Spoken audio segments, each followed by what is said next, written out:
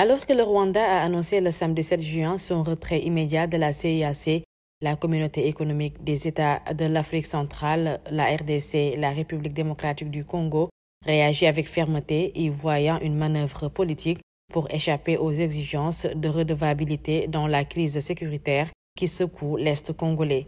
Dans un communiqué, le gouvernement congolais alerte sur les comportements qui sapent la stabilité régionale et le respect intégral des traités. Kinshasa estime, sans le nommer explicitement, que le retrait rwandais de l'organisation est une réponse préoccupante à la montée des appels à rendre des comptes. Cette déclaration fait suite à l'annonce par Kigali, en marge du 26e sommet de la CEEAC à Malabo, en Guinée équatoriale, de son départ définitif de l'organisation. Le Rwanda accuse la RDC de manipuler le fonctionnement de la CEEAC, notamment en contestant son droit à assurer la présidence tournante prévue par l'article 6 du traité constitutif.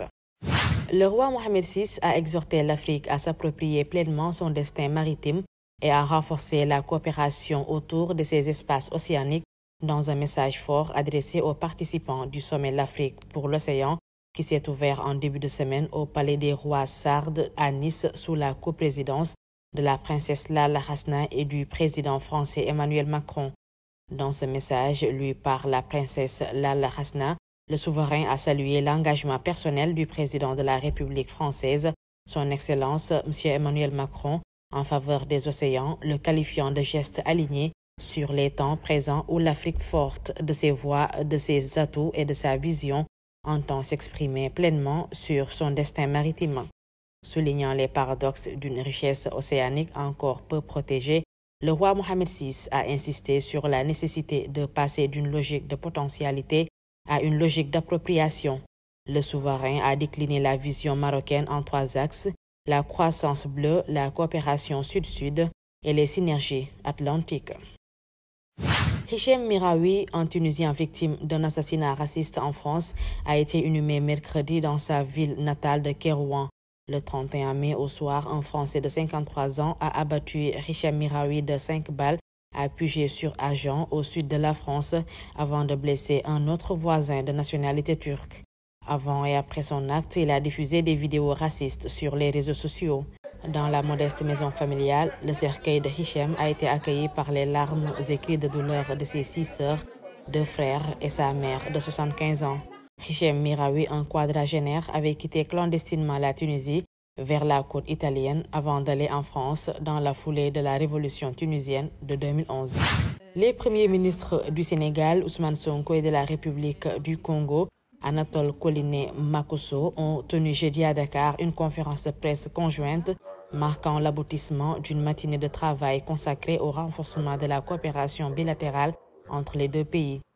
Cette rencontre intervient au 3e jour de la visite de travail de 5 jours du chef du gouvernement congolais au Sénégal, où il est arrivé le 10 juin accompagné d'une forte délégation ministérielle. Les 2 chefs de gouvernement ont décidé de réactiver la commission mixte paritaire dormante depuis 2018 et de créer un comité ad hoc pour approfondir la coopération dans les secteurs stratégiques de l'énergie, de la forêt et de l'agriculture. Le conflit armé, les déplacements massifs et la propagation de maladies aggravent considérablement l'insécurité alimentaire au Soudan du Sud, ont alerté plusieurs agences onusiennes. Selon le PAM, le Programme alimentaire mondial, l'UNICEF et la FAO, les comtés de Nassir et Oulang au nord-est du pays sont désormais menacés de famine dans les mois à venir. Dans le pire des cas, la population y est considérée comme menacée de famine, alors que 11 des 13 comtés de l'État du Haut-Nil sont déjà en situation d'urgence alimentaire, ont-elles averti récemment. Les données publiées par le cadre intégré de classification de la sécurité alimentaire révèlent qu'environ 32 000 personnes sont actuellement confrontées à une faim catastrophique, soit 3 fois plus que les prévisions antérieures. Ces comtés ont été récemment le théâtre d'affrontements intenses et de bombardements aériens, entraînant d'importants déplacements de population.